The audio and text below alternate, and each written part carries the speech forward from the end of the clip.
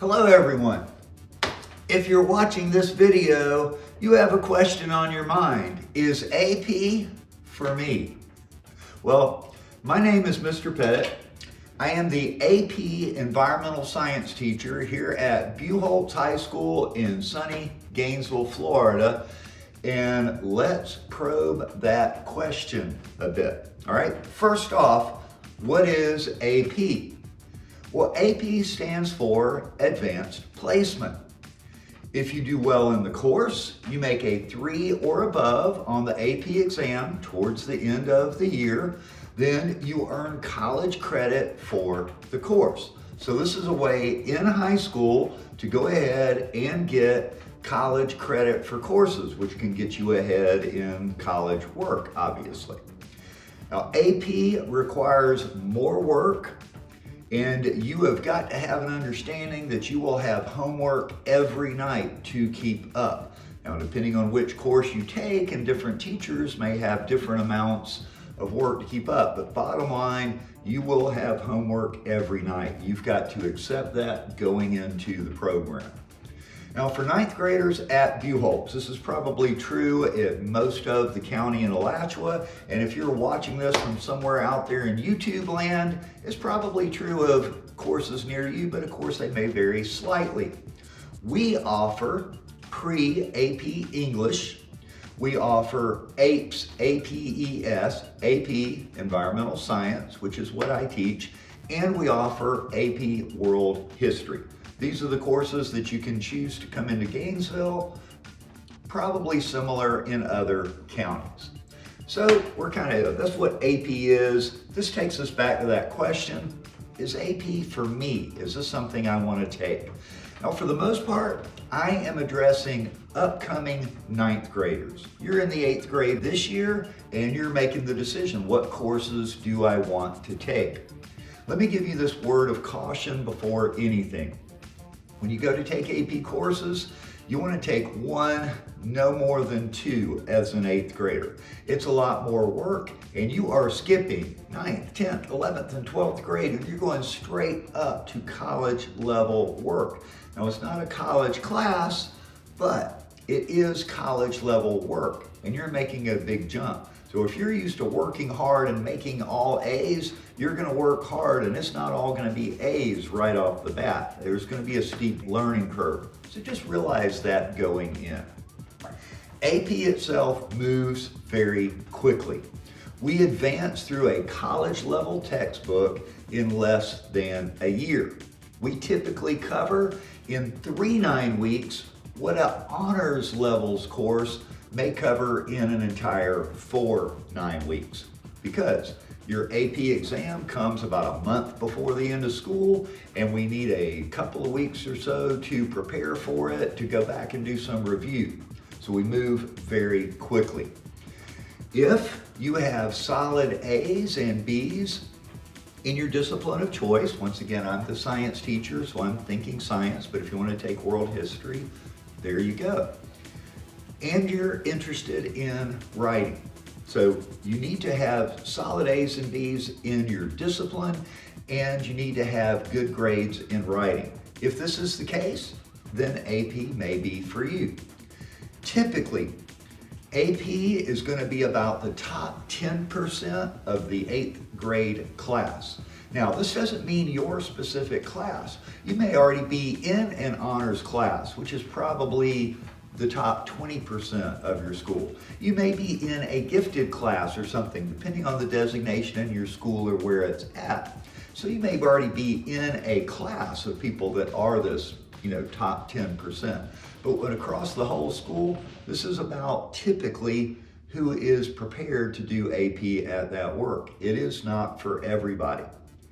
Make no mistake, in AP, you have got to have a good work ethic to succeed. It is not enough to just be smart. Nobody's just smart and make A's. It takes a work ethic. You've got to put the work in. If you typically sort of blow off homework assignments and just try to get by in your classrooms, AP is not for you. AP is preparing people for college. We're going ahead and do the college work. You have got to have a solid work ethic and be willing to get in every night, spend some time reading the text.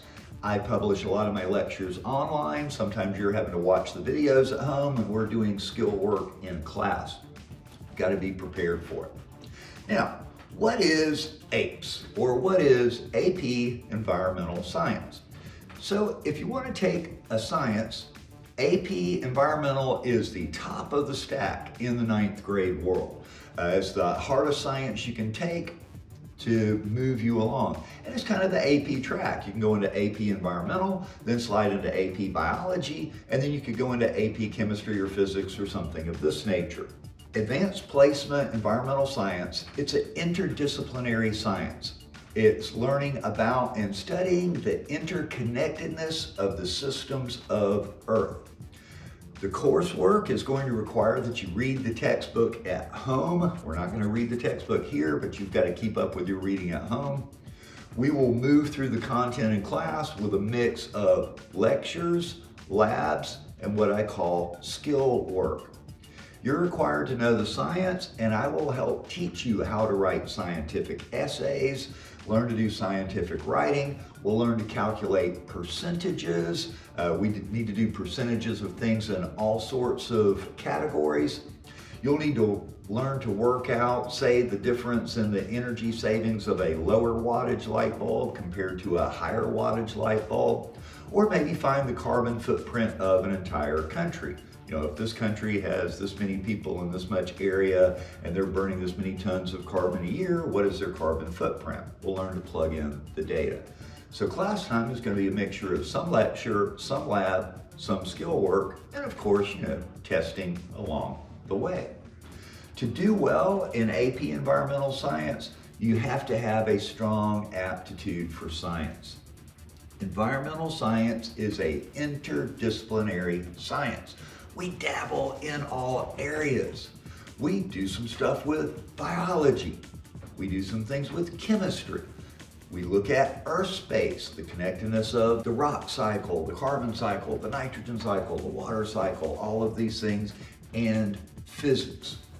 There's also a significant writing component. Tests. At the end of each chapter, we'll take a test. Test is both multiple choice and an essay. Most times.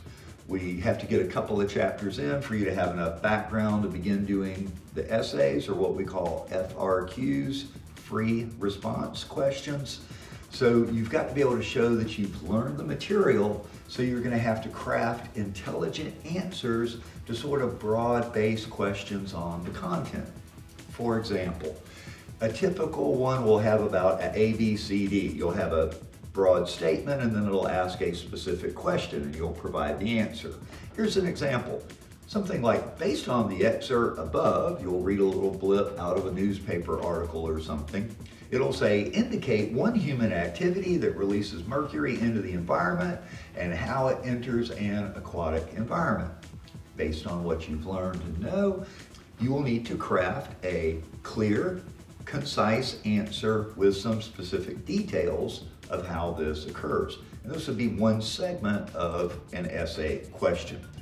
So if you are a slow test taker or you're not a good test taker, is something you want to consider, because the testing in AP is fast. Now, if you have accommodations, those typically can still be met, but just understand, speed is a factor in AP.